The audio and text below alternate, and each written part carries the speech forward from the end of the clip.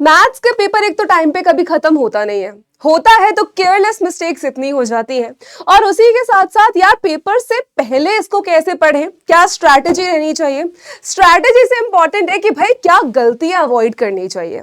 अब क्या करना है ये तो सब बता देते हैं, क्या नहीं करना वो हम आज सीखते हैं। आपकी डेट शीट रिलीज हो चुकी है, जिसको आप डेथ शीट बोल रहे हो, बट अगेन आपको थोड़ा सा तो टेंशन, थोड़ी सी डर लगने लगा होगा यहाँ पे कि भाई कैसे किया जाए। सबसे ज्यादा जिस बेसिकली कंसेप्ट आपको आ जाएगा है ना, क्वेश्चंस आपको आते होंगे, लेकिन सबसे ज्यादा जहां नंबर कट जाते हैं that is silly mistakes in maths. ठीक है, तो उन्हीं मिस्टेक्स को कैसे अवॉइड करना है, क्या क्या ध्यान देना है, किस तरीके से एक स्ट्रैटेजी आपको रखनी है आपके पेपर से पहले, पेपर देते हुए और पेपर के आखिरी के 15 मिनट में।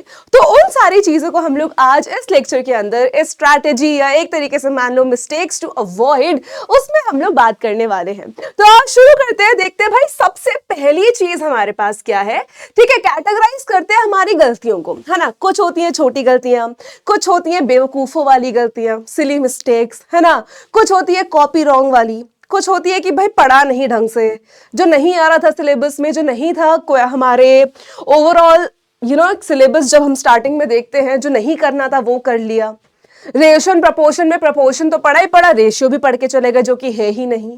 तो ये गलतियां भी सबसे पहले अवॉइड करनी है कि भाई सिलेबस देखो। वो मैं हर आपको क्लास से पहले दिखाती थी, माइंड मैप में भी जब मैंने किया है, हमने किया है साथ में, तो उसमें भी हमने सबसे पहले सिलेबस देखा है। ठीक है, तो मैं सबसे पहली और सबसे जो बहुत सारे बच्चे जो मिस्टेक करते हैं that is careless calculation error. अब इसको अवॉइड कैसे करना है। पहली बात तो माइंड कैलकुलेशन मत करो, नहीं पेपर में 2+2 भी एक बार दोबारा सोचो कि हाँ 4 ही है ना, जो कि तुम पोल में भी गलत करते हो वैसे, पर वहां तो सच में सोचो कि यार कैलकुलेशन हमेशा रफ शीट पे लिखो, करके देखो, अपने दिमाग में कैलकुलेशन मत करो, पहली चीज। दूसरी, not reading the questions carefully. जब भारती मैम और मैं अभी हम लोग जब वो मेंटी हमारा बैटल राउंड ले रहे थे, तब एक क्वेश्चन आया था कि which of the following is not a metal. तो नॉट नहीं करके, है ना, तुम लोग सिर्फ पढ़ते हो कि अच्छा ये है, और बाकी क्वेश्चन ऑप्शन देखोगे, ओहो भाई ये करेक्ट है, एकदम करके आ जाओगे, बट वहां गलती है। तो क्वेश्चन ध्यान से पढ़ना, क्वेश्चन में क्या पूछा गया है एग्जैक्टली वो ध्यान से देखना, कि तुम्हें जीएसटी पूछा है निकालने को या स्पेसिफिकली सीजीएसटी और एसजीएसटी, मतलब उसका आधा आधा निकालने को पूछा है। तो क्वेश्चंस को पढ़ना और क्वेश्चन से समझना कि भाई क्या करना है इसमें, वो बहुत जरूरी है। नॉट चेकिंग द यूनिट्स, सबसे ज्यादा मेंसुरेशन के क्वेश्चन में हमारे पास ये गलती निकल कर आती है, यूनिट्स ही चेक नहीं करते हैं। अब यूनिट्स चेक नहीं करते हैं का मतलब क्या है कि मान लो आपको हाइट मीटर्स में दी है लेकिन रेडियस सेंटीमीटर में गिवन है, सब कैलकुलेशन कर दोगे, सारे फॉर्मूलाज याद है, पूरा कंसेप्ट आपको क्लियर है, क्वेश्चन क्लियर है, लेकिन जहां बात आई आपको यूनिट चेक करने की, वहां फंस गए और वहां नंबर कटाकर आ गए। नेक्स्ट है नॉट मैनेजिंग द टाइम। सबसे ज्यादा हवा ऐसे ही लिखते हैं ना शायद, हाँ ठीक है, सबसे ज्यादा हवा है ये। टाइम मैनेज नहीं करते हो, जो आता हुआ है वो भी छूट जाता है। इसको कैसे करना है वो डिटेल में बताऊंगी टाइम मैनेजमेंट का। ठीक है, तो ये जनरल मिस्टेक्स हैं जो आप करते हो, तो इन सबको दिमाग में रखना। कैलकुलेशन कोई भी माइंड कैलकुलेशन नहीं करेगा। सेकेंडली, क्वेश्चंस को बहुत ध्यान से पढ़ेंगे, क्या निकालना है वो समझेंगे। ठीक है, यूनिट्स को हमेशा चेक करेंगे, हो सके तो पेपर में पेंसिल से अंडरलाइन कर लो। ठीक है, that is the best option. Time management का आगे देखेंगे। एग्जाम स्पेसिफिक मिस्टेक क्या होती है अब आपकी। अब आपको पता है कि भाई 2 सेक्शन होते हैं, सेक्शन ए के तो सारे ही क्वेश्चंस आपको करने हैं, सेक्शन बी में आपको सिलेक्टिव क्वेश्चंस करने होते हैं, जिसमें एक क्वेश्चन के तीनों पार्ट्स है, जितने भी पार्ट्स हैं आपको वो करने होते हैं। अब भाई वो कब सिलेक्ट करना है, कैसे सिलेक्ट करना है, कौन सा टाइम यूटिलाइज करना है, ये देखने में कि भाई मुझे ये क्वेश्चन करना है या नहीं करना है, वो सबसे ज्यादा इंपॉर्टेंट है। स्टार्टिंग में जब 15 मिनट पहले 11 बजे से आपका पेपर शुरू है, 10:45 में आपके हाथ में क्वेश्चन पेपर होगा। तो जब वो 10:45 से 11 AM तक का समय, ये 15 minute are very very important. इसमें सबसे पहला काम क्या करो, ठीक है, सेक्शन बी के जितने भी क्वेश्चंस हैं उसमें से आपको कौन से क्वेश्चंस अटेम्प्ट करने हैं उन पे टिक करो या उन पे सर्कल करो, छोटा सा, क्योंकि क्वेश्चन पेपर पे लिखना ज्यादा अलाउड नहीं होता है, तो प्लीज इतना बड़ा बड़ा टिक ना मारा ना, तो छोटा सा सर्कल करो कि आपको समझ में आए और आपको पता हो कि भाई हाँ इसमें से मुझे ये क्वेश्चन यहां पर करना है, ठीक है, ताकि एंड में जब आप सेक्शन बी में पहुंचो तो आपको ये ना हो कि भाई अब कौन से करूं, ओहो इसका तो ये पार्ट नहीं आता, वो पार्ट नहीं आता, वहां गड़बड़ होती है। सो मेक श्योर कि उस 15 मिनट में ही आप ये तय कर लो कि जितने भी सेक्शन बी के क्वेश्चंस है उसमें से कौन से आपको करने हैं, which all you have to do, not following the instruction. बहुत बच्चे हमेशा क्लास में पूछते हैं, मैम सेक्शन बी के अगर मैं सारे क्वेश्चन कराऊंगा तो क्या मुझे एक्स्ट्रा मार्क्स मिलेंगे? हाँ बेटा, तू 120 ले आएगा 80 में से। नहीं होता है ना ऐसा यार। अब तुम चाहे सारे क्वेश्चन कर भी आओ, टीचर कौन सा देखेगा जो तुमने पहले किए, the first 4 that you have done, उसके नंबर तुम्हें मिल जाएंगे, बाकी के वो देखेगा भी नहीं।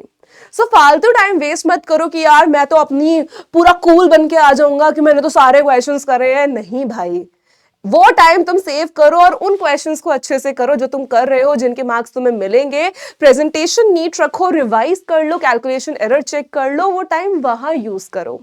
नेक्स्ट है not showing the working steps. अब ये बहुत ज्यादा जरूरी है। फॉर्मूलाज लिखकर नहीं आते हो, very important, marking scheme check कर लो, फॉर्मूला लिखने के आधे नंबर होते ही होते हैं। अगर कोई क्वेश्चन नहीं भी आता उसका फॉर्मूला लिखाओगे आधे नंबर मिल जाएंगे। Get that point. तो हर एक चीज को बहुत ध्यान से देखो, जो भी लिख रहे हो पहले फॉर्मूला लिखो, उसमें सब्स्टिट्यूट करो वैल्यूज, कैलकुलेशन शो करो।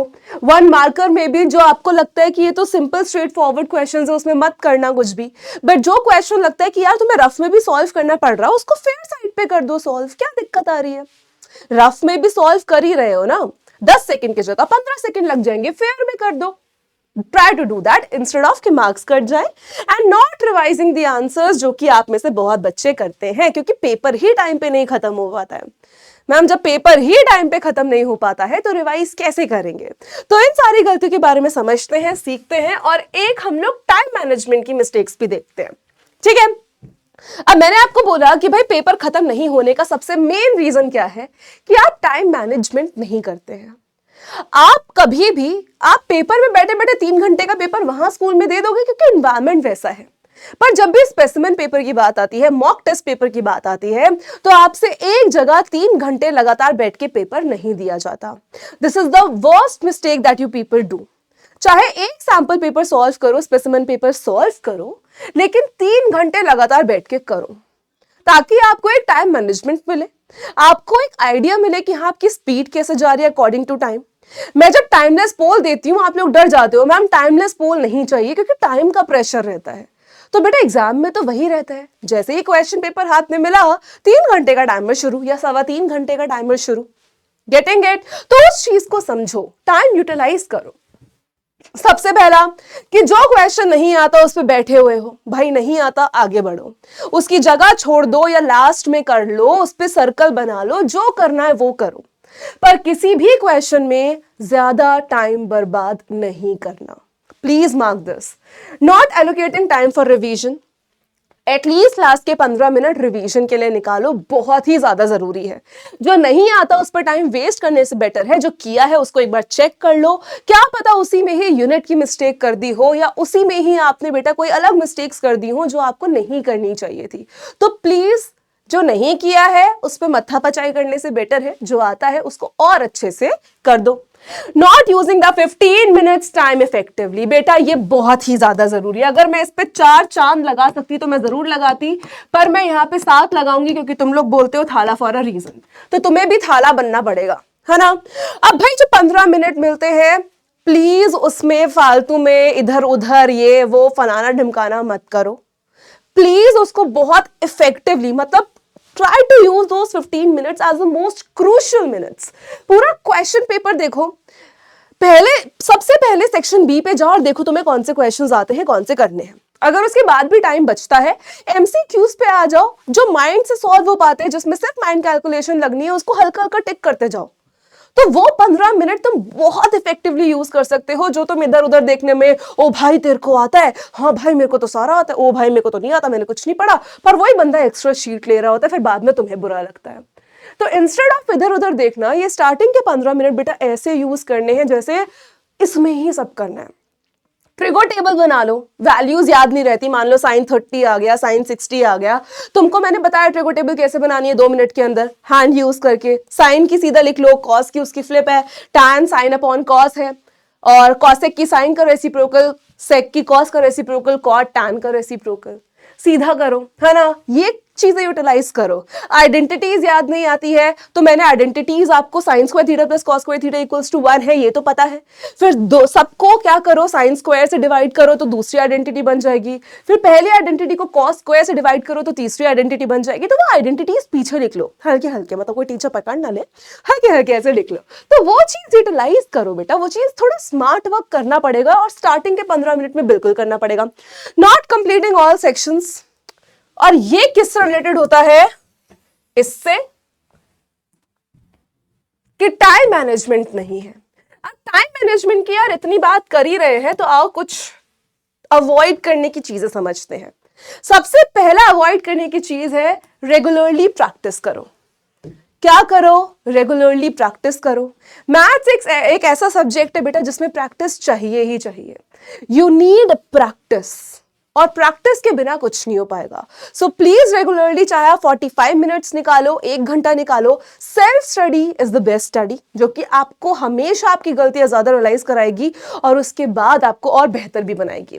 फॉर्मूलाज को रिवाइज करो, ठीक है। कैलकुलेशन और वर्क हमेशा फेयर करो ताकि आप एग्जाम में भी उसको ढंग से कर पाओ। टाइम मैनेजमेंट इफेक्टिव रखो, थोड़ा काम एंड फोकस्ड रहो। पानी कम पियो ताकि बार बार वॉशरूम न जाना पड़े, है ना, वो 5 मिनट भी बचाओ, क्योंकि मैथ्स के एग्जाम में तो 1-1 मिनट बहुत कीमती है। तो थोड़ा काम रहो, फोकस्ड रहो, पानी थोड़ा थोड़ा पियो, बहुत सारा मत पियो, ठीक है। रीड द क्वेश्चंस केयरफुली, अपने क्वेश्चंस को बहुत ज्यादा अच्छे से पढ़ो। लास्ट मिनट टिप्स आपके पास क्या होगी जब आप एग्जाम से एक बार पहले जा रहे होगे, की कॉन्सेप्ट्स को रिवाइज करना है, 1 शॉट वीडियो 2x पे देख लो, getting it, mind map series देख लो, रिवीजन मिल जाएगा एक। Practice sample paper and mock papers बहुत ज्यादा जरूरी है, very very important. Read question paper carefully starting के 15 मिनट में, एंड टाइम मैनेज करो इफेक्टिवली। अब टाइम मैनेजमेंट कैसे करोगे बेटा, देखो सबसे पहली चीज मैंने 2 चीज में, इसमें 3 चीज में कैटेगराइज किया है, बिफोर एग्जाम, ठीक है, during exam and last 10-15 minutes. अब भाई अब ध्यान से देखो, बिफोर एग्जाम आपको क्या करना है, यहां पे फैमिलराइज होना है विद द एग्जाम फॉर्मेट। आपको पता होना चाहिए कि भाई हाँ अब एग्जाम 2.5 घंटे का नहीं है, 3 घंटे का है। अब आपको फैमिलराइज होना चाहिए कि अच्छा हाँ हमारे कॉम्पिटेंसी बेस्ड क्वेश्चंस भी आएंगे। आपको फैमिलराइज होना चाहिए कि आपकी इमेजिनेशन अच्छी होनी चाहिए। तो आपको कंसेप्ट एंड एग्जाम फॉर्मेट पता होना चाहिए कि भाई 2 सेक्शन में है, सेक्शन ए के तो सारे करने ही है तो उस पर भी ध्यान मत दो, स्टार्टिंग के 15 मिनट है सेक्शन बी में चूज करना है तो चूज कर लो कि कौन से करने हैं। Practice sample paper in single stretch of 3 hours, जो कि मैंने आपको बोला है। घर पे बैठे बैठे लगता है कोई आ गया, कोई कुछ कर रहा है, बट 3 घंटे का टाइमर लगाओ। अपनी मम्मा को या पापा को या बहन को, भाई को, जो भी है उसको इन्विजिलेटर बनाओ कि जैसे ही 3 घंटे हो जाएंगे मुझसे पेपर ऐसे छीन लेना और फिर चेक भी करो उसको कि कहां गलती की है, किस क्वेश्चन में ज्यादा टाइम लगा दिया। इस तरीके से identify on strength and weakness and focus on की एरियाज। आपसे बेहतर मैं भी नहीं जानती और कोई नहीं जानता कि आपका कौन सा चैप्टर स्ट्रांग है और कौन सा चैप्टर वीक है। You know at the best. तो प्लीज उस चीज को सेल्फ अवेयरनेस लाओ, उसको एक्सेप्ट करो, देखो कि हाँ भाई अच्छा अगर ये चैप्टर है जो मुझे पक्का आता है, तो जरूरी नहीं है जो आता है उसी में आप करते रहो क्योंकि आपको अच्छा लग रहा है वो प्रैक्टिस करना, क्योंकि वो आपको आता है क्वेश्चंस बन रहे हैं। नहीं, आपको वो आता है, कीप इट असाइड। जो नहीं आता अब उससे बात करने की जरूरत है, तो वो चैप्टर प्रैक्टिस करो, उस पर फोकस करो। ड्यूरिंग एग्जाम आपको क्या करना है, वो 15 मिनट को यूटिलाइज करना है बहुत इफेक्टिवली। टाइम एलोकेट करना है, ये एक अप्रोक्सीमेट टाइम है जो अकॉर्डिंग टू जनरल क्राइटेरिया चलता है, आपका इससे थोड़ा ऊपर नीचे हो सकता है। 1 मार्कर के क्वेश्चन में 1-2 मिनट लगना चाहिए, इससे ज्यादा नहीं लगना चाहिए। मतलब सेक्शन ए का फर्स्ट क्वेश्चन आपका बेसिकली 15 मिनट से आधे घंटे में हो जाना चाहिए अकॉर्डिंग टू दिस टाइम, क्योंकि 1 मार्कर सारे क्वेश्चंस हैं। 3 मार्कर क्वेश्चन में 2 से 3 मिनट लगने चाहिए जो 4 मार्क का क्वेश्चन है वो 3 to 4 मार्क्स का होना चाहिए, और अगर 5 मार्क का क्वेश्चन आता है तो वो 5 to 6 मिनट्स में आपका होना चाहिए। तो प्लीज अगर आप कोई भी क्वेश्चन प्रैक्टिस कर रहे हो, अगर आप सैंपल पेपर एक स्ट्रेच में अभी प्रैक्टिस नहीं कर रहे हो, बट आगे जरूर करना। बट अगर अभी इंडिविजुअली आप क्वेश्चन सॉल्व कर रहे हो, so look at the time कि आपका कितना लग रहा है और उसको मैनेज करो कि यार ये मैंने फालतू लिख दिया, इसको मैं हटा सकता था, यार ये कैलकुलेशन मैं ऐसे करता तो मेरे 30 सेकंड बच जाते। Try to focus on that, ठीक है। स्टार्ट विद इजियर क्वेश्चन ताकि कॉन्फिडेंस बिल्डअप हो। पहले ही टफ क्वेश्चन से शुरू करोगे तो पूरे कॉन्फिडेंस की धज्जियां उड़ जाएंगी और बाकी का पेपर खराब हो जाएगा। उन क्वेश्चन से स्टार्ट करो जो कि आपको इजी लगते हैं, ठीक है, जो आपको पता है, आपको आते हैं, आप उनको अच्छे से कर पाओगे ताकि एग्जामिनर जब आपका पेपर चेक करे तो उसको स्टार्टिंग में काटा पीटी ना मिले, थोड़ा नीट वर्क मिले, उसको भी लगे कि हाँ बच्चे को आता था।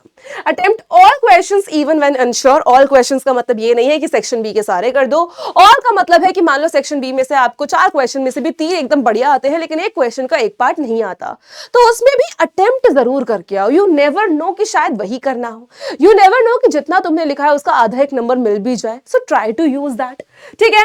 Flag difficult question and revisit later. ज्यादा टाइम नहीं वेस्ट करना है। तुम्हें पता है क्वेश्चन पढ़ते ही कि क्या तुम इसको शुरू कर सकते हो या नहीं कर सकते हो, या दिमाग लगाना पड़ेगा। थोड़ा सा दिमाग लगाओ, नहीं बन पाता है फ्लैग कर दो। फ्लैग का मतलब है मार्क कर दो, कुछ ऐसे कर दो, डॉट बना दो, व्हाटएवर, कि बाद में उसको देखना है, so you will revise that, ठीक है। लास्ट 10-15 मिनट्स में क्या करना है, सारे रिवाइज करने हैं और जो भी क्वेश्चन आपने फ्लैग किए हैं उसको रिविजिट करना है, दैट इज इट। तो प्लीज इन चीजों को अभी से बेटा थोड़ा ध्यान दो। कोर्स आई नो बहुत ज्यादा है, there are a lot of chapters, but thankfully you have a lot of time also, जिसका इको नहीं है, बट इको से पहले भी काफी टाइम है, so you can utilise that in revising maths as well. So make sure कि आप लोग उस टाइम को बहुत अच्छे से यूज करो बच्चा, ठीक है, जो आपको एग्जाम से पहले भी मिला है। Get that point, revise to the fullest, have confidence, have conceptual clearance। बाकी competency based questions हम लोग जरूर करेंगे, मैराथन हम लोग जरूर करेंगे, वन शॉट्स हम लोग करने ही वाले हैं, so we will work together on this, ठीक है। so बिल्कुल डरने की जरूरत नहीं है, अच्छे से अभी भी अगर सीरियस हो जाओगे ना तो बहुत अच्छे नंबर ला सकते हो, trust my words. So I hope कि ये सारी ट्रिक्स एंड टिप्स आपको हेल्प करें। So make sure that you do your exam, you practise well for it, and हम लोग मिलते हैं वन शॉट सीरीज में। Till then take care, have a great time ahead, bye bye everyone, thank you so much.